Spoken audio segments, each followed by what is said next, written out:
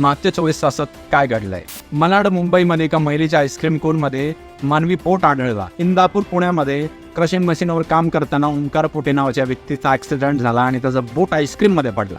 पण Fortune ice cream कंपनीने त्याची विल्हेवाट लावली नाही. ते आईस्क्रीम फेकून दिलं नाही.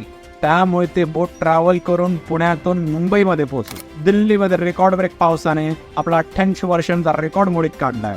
आपण एकाच महिन्यापूर्वी तिकडे रेकॉर्ड ब्रेक ऊन सुद्धा होतं ना, 52.8 डिग्री सेल्सिअस. शेफाली वर्माने दक्षिण आफ्रिकेविरुद्ध द्विशतक झळकावलंय.